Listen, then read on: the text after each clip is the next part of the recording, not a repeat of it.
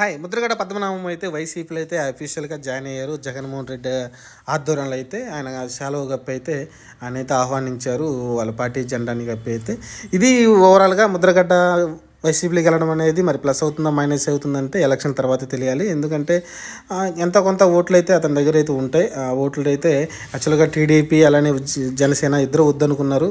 యాక్చువల్గా వాళ్ళు సీట్ ఇస్తారని ఆశించారు. ముద్రగడ్డ గారు అయితే ఆయనకి 2 సీట్లు ఏదో కావాలని అడిగారు.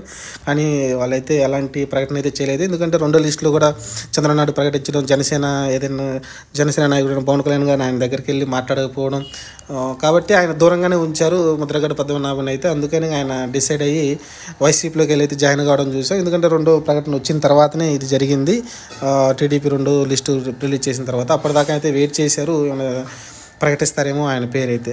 ఇది ఓవరాల్గా ముద్రగడ్డ మరి వైసీపీలో జాయిన్ చేయడంతో అయితే కొంతమంది మరి తూర్పుగోదావరి పశ్చిమ గోదావరిలో కొంత ఎఫెక్ట్ అయితే ఉంటుందని కొంతమంది చెబుతున్నారు. ఆయనకు అంత సీన్ లేదని అయితే ఆయన చెప్తున్నారు. ఎందుకంటే ఆయన యాక్చువల్గా భారీ కాన్వాయ్ తోటి వెళ్ళాలనుకున్నారు, గట్టిగా జనాలని పోగు చేసి.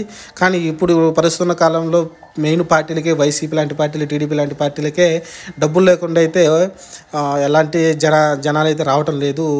పార్టీలకు కానీ లేకుంటే మీటింగ్స్కి కానీ రావట్లేదు. కాబట్టి మరి అంత కాన్వాయ్ అయితే రావాలంటే చాలా ఖర్చు ఎక్కువగానే ఉంటుంది, కోట్లతో కూడుకున్న వ్యవహారం. కాబట్టి ఆయన అయితే ఒంటరిగానే సింగిల్ కారులోనైతే కాన్వాయ్ ఏం లేకుండానే సింగిల్ కారులోనైతే ఆయన వెళ్ళడం చూసాం. ఎందుకంటే అంత ఖర్చు పెట్టుకోలేక. ఇది ఓవరాల్గా అంటే దీన్ని బట్టి అర్థమైంది. అంతకుముందు ఆయన ఒక ప్రకటన ఇస్తే వేలాది మంది జనాలు వచ్చి అయితే ఆయన ఇంటి ముందు ఉండేవాళ్ళు. అక్కడ నుంచి ఆయన ర్యాలీగా వెళ్ళేవాళ్ళు, ఎక్కడికైనా సభలకు కానీ లేకుంటే కొన్ని దీక్షలు కానీ నిరసనలు జరపడానికి అయితే ఆయన వెళ్ళేవాళ్ళు. కానీ ఇప్పుడైతే అలా వచ్చే పరిస్థితి కనిపించట్లేదు. ఎందుకంటే అక్కడ ఆల్రెడీ జనసేన కొంచెం గట్టిగానే పాతుకుపోయింది. కాబట్టి తూర్పుగోదావరి పశ్చిమ గోదావరి ఏరియాలో ఖచ్చితంగా ప్రతి ఊరికి కూడా జనసేన వెళ్ళిపోయింది. కాబట్టి ఇప్పుడు ఆయన పిలుపునిస్తే వచ్చే అవకాశం అయితే కనిపించట్లేదు. దాని మూలంగానే ఆయన అయితే మాట మార్చుకొని సింగిల్గానే అయితే కారులో వచ్చారు. ఇది మరి రేపు ఎలక్షన్లో పిఠాపురంలో అయితే పవన్ కళ్యాణ్ ఓడిస్తానని అయితే ఆయన శబ్దం చేశారు. బయలుదేరి ముందైతే పిఠాపురంలో నేను పవన్ కళ్యాణ్ ఓడించి తీరుతానని అయితే ఆయన శబ్దం చేశారు. ఆ తర్వాత జగన్మోహన్ రెడ్డి ఆధ్వర్యంలో అయితే వైసీపీలో జాయిన్ అయ్యారు. ఇది ఓవరాల్గా మరి ముద్రగడ్డ వైసీపీలో జాయిన్ అయ్యారు. ఇంతకుముందు ఆయన టీడీపీ కోసం చాలా పనిచేశారు.